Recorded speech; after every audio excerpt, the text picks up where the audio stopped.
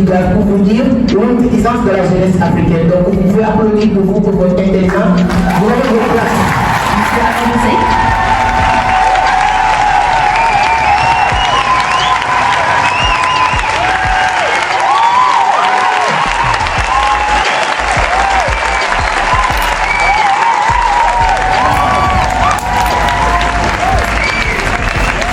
Il y a une dame très sage qui m'a dit un jour, c'est la vraie école commence après l'école. Donc toi qui as commencé après cette vraie école, tu as plus de sens que de connaissances. Et si tu as plus de connaissances, tu vas aller plus vite que les autres. Donc allons chercher la connaissance. L'État doit faire sa part. S'il ne le fait pas aussi, nous on ne doit pas aussi rester découragés. Je ne vais pas dire tout ce que je fais voilà, est en jeu. Mais toutes les personnes qui vous inspirent aujourd'hui, ils sont commencés avec moins zéro.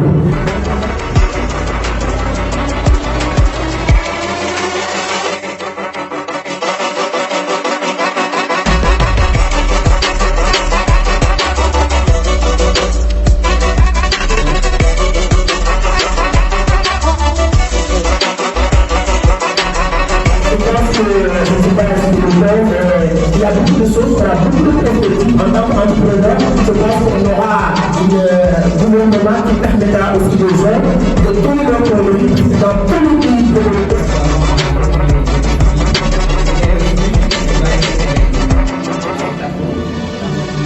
Bien sûr. Madame Takobo, applaudissez s'il vous plaît. Et maintenant la photo.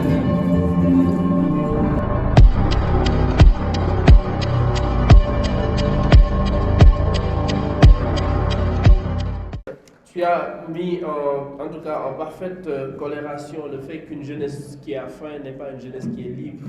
Et aujourd'hui, à côté de toi, il y a Amadou Seck qui effectivement est un des, je vais dire, prêcheurs de la liberté financière. Et on parle justement de perspectives pour les jeunes ici en 2024. Quelles sont les perspectives? Parce qu'on le voit, de plus en plus les jeunes pensent ne plus avoir de perspectives dans ce pays. D'autres sont tentés à mourir dans l'océan pour braver d'autres côtes. Vous, qu'est-ce que vous pensez? Pourquoi la jeunesse part? Et quelles sont les opportunités qui existent dans notre pays, qui existent en Afrique aujourd'hui, qu'on devrait pouvoir prendre pleinement? Merci beaucoup, M. Ndiaye. Tu m'as donné la parole, mais j'ai peur parce que je suis en face de moi une jeunesse très, très intelligente. Nous qui parlons, ça ne veut pas dire qu'on est plus intelligent de ce public, mais sauf qu'on a l'occasion ou la chance aujourd'hui de prendre la parole. Avant de parler de ça, si vous me le permettez, je tiens à féliciter Mouchewan et toute son équipe et le parrain d'avoir accepté de parrainer cette initiative. Donc pour commencer, je peux dire que c'est exactement ce qu'on a besoin, c'est ça, des concertations. Inviter cette jeunesse, je vous dis, ce n'est pas pour flatter cette jeunesse. De ces 2 dernières années ou 3 dernières années, j'ai eu la chance de faire une vingtaine de pays dans le monde, de Dakar à Abu Dhabi, de Abu Dhabi à Johannesburg, de Johannesburg à Paris. Vous êtes les jeunes les plus intelligents dans cette terre. Je vais vous dire pourquoi. J'étais à Dubaï, l'une des plus grands marchés qui s'appelle Dera. Je pars pour demander, faire mes petites enquêtes sur les jeunes qui font des réparations de téléphone. 99,99% de ces jeunes, ils ont appris ces métiers-là dans les grandes écoles. Vous partez à Paris, tu regardes tous les mécaniciens, 99,99% de ces gens, ils ont appris ça dans les grandes écoles. Ainsi de suite, ainsi de suite. C'est uniquement ici au Sénégal, tu vois, des mécaniciens qui n'ont jamais appris ces métiers à l'école. Tu pars ici, marché Alizé, 99% des gens qui ont la capacité d'ouvrir des ordinateurs réparés de A à Z qui n'ont jamais appris ces choses-là à l'école. Je suis très content d'avoir en face de moi Moussé Paté. Il y a 5 ans ou plus de cela, on fréquentait une organisation. Il nous parlait d'exploitation du pétrole et du gaz au Sénégal. Quelques années plus tard, on parle maintenant de découverte du pétrole et du gaz pour vous dire l'intelligence de la jeunesse africaine. Donc vous pouvez applaudir pour vous, pour votre intelligence. Vous avez votre place. Donc ce qu'il nous faut, c'est ces genres de choses. L'État, ce sera une continuité ou bien une nouvelle gouvernement qui vont venir, mais c'est ce qu'il doit faire, ce qu'on attend de ces gouvernements, c'est des concertations inclusives. Inviter toute la jeunesse de participer et de donner leur point de vue.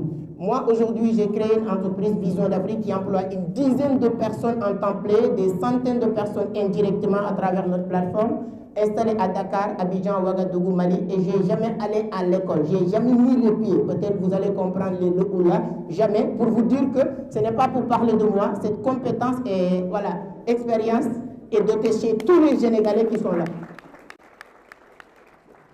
Par contre, sur 2 points, si vous le permettez, voilà, sur le contexte et nos perspectives. Donc aujourd'hui, on parle d'exploitation, je peux dire, peut-être le deuxième thème c'est ça, d'exploitation du pétrole et du gaz. C'est hyper important que nous, les jeunes, soient préparés. Parce que souvent, quand on parle de ces arts de choses, on parle que sur un seul secteur primaire, l'exploitation, la production. Mais il y a d'autres secteurs, c'est-à-dire le secteur secondaire et tertiaire. Quand tu prends le secteur secondaire, nous tous, comment on peut nous guider, aider, accompagner, je l'attends sur les experts, à mettre en place des sociétés, pourquoi pas, et des entreprises pétrolières, des stations énergie ici au Sénégal, parce qu'il y a des jeunes qui ont la capacité, si on nous donne les bonnes directions, nous permettre de comprendre comment s'associer, créer notre propre station, peut-être on ne sait pas comment le procédure, les experts vont nous éclairer peut-être sur ces points, il fait partie de nos perspectives. Parce que quand tu prends le secteur secondaire, le pétrole, ce n'est pas uniquement exploité, mais on peut parler même de transporter le pétrole après avoir exploité le lieu de production au niveau de, comment il s'appelle, des stations. On peut acheter peut-être des camions sternes qui nous permettent de travailler sur ces secteurs-là. On n'a pas besoin d'être expert pour faire ces arts de choses. Deuxième chose, bon, le contexte est un peu inquiétant, ce qui s'est passé sur ces 2 dernières années au Sénégal. Voilà, mais il y a une nuance qu'il faut faire souvent sur l'engagement des Sénégalais. Moi, je suis très content de voir l'engagement des Sénégalais. Tout le monde ne peut pas être président, tout le monde ne peut pas être ministre, mais tout le monde doit s'engager. Et s'engager ne veut pas dire être utilisé. Donc, si tu vois un projet, une cause, que tu te retrouves dans cette cause-là, tu dois faire partie des personnes obligatoirement qui défendent cette cause-là pour aboutir à quelque chose, un résultat final. Et à la fin, tu pourrais maintenant revenir pour dire, ah, lorsque vous cherchez ce que tu as aujourd'hui, on était là.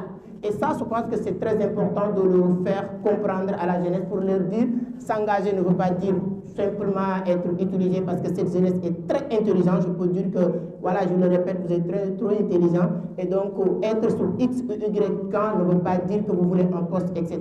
Mais vous voulez vraiment que tous nos ressources soient exploitées équitablement. Chaque personne qui a la compétence nécessaire pour profiter ou bien prendre part le faire. Et si vous faites on fait des masterclass, je vois beaucoup de jeunes qui ont les moyens. Hein. Vous l'avez dit tout à l'heure, je suis quelqu'un qui presse l'éducation ou l'indépendance financière. Ça, ce n'est pas mon domaine. Moi, je suis dans l'économie numérique, particulièrement la crypto-monnaie. On est nominé comme meilleur trader de l'Afrique de l'Ouest. Vous pouvez aller checker sur Internet nos différents pas, c'est entreprendre autrement. Et j'ai jamais appris dans les écoles c'est quoi le graphique, etc. Aujourd'hui, on a notre centre de formation. Donc, on a aussi des jeunes qui sont ambitieux, pourquoi pas quelqu'un comme M. Wade, comme toutes les personnes qui sont là, voir les experts qui sont dans ces secteurs d'activité de nous dire comment faire. Et ça, on l'attend aussi sur les autorités qui vont continuer ou bien les nouvelles autorités qui vont venir. Donc, si le temps le permet, l'éducation est hyper importante. Je vois que la seule chose qui manque à cette jeunesse, c'est une bonne éducation adaptée avec le temps. Si vous partez dans les pays comme Rwanda, on ne parle plus d'enseignement professionnel ni technique, mais les gens parlent maintenant de l'enseignement adaptatif. Et ce qu'on apprend aujourd'hui, 99% n'est ni adapté sur rien du tout. Les métiers d'aujourd'hui, c'est les métiers du web, c'est la technologie, c'est l'économie numérique. Et tu vois un économiste universitaire qui te dit qu'il ne connaît même pas c'est quoi la bourse, c'est quoi les marchés financiers. Tu es économiste sur quelle planète? Donc, c'est des choses qu'il faut mettre sur la table et revoir maintenant. Donc, sur nos perspectives, l'éducation fait partie, parce que je ne parle pas de l'argent. Si vous prenez le cas de l'auteur du livre Réfléchissez et devenir riche, Napoléon Hill, quand il parle de l'éducation, je pense que l'aspect économique financier vient en dernière position. La santé est hyper importante, l'éducation est encore beaucoup plus importante. Donc on attend les futurs, les candidats qui vont être acceptés au niveau du Conseil constitutionnel, de proposer cette jeunesse quelque chose de concret sur tous ces domaines, qu'est-ce qu'ils vont faire au niveau de la secteur sanitaire, sur l'éducation, ainsi de suite, ainsi de suite. Donc je pense que, je ne sais pas est-ce que le temps, mais il y a beaucoup de choses, on a beaucoup de perspectives en tant qu'entrepreneur. Je pense qu'on aura un gouvernement qui permettra aussi les gens de donner leur point de vue, parce que dans tous les pays développés, ce sont les entrepreneurs, ce sont les citoyens qui donnent leur point de vue librement dans tout ce qui se passe, parce qu'on a aussi notre mot à dire. Si aujourd'hui on emploie une vingtaine de personnes directement, donc on apporte notre contribution, peu importe voilà, la quantité de cette contribution, en tout cas on fait ce qu'on peut faire pour apporter ou bien faire avancer les choses.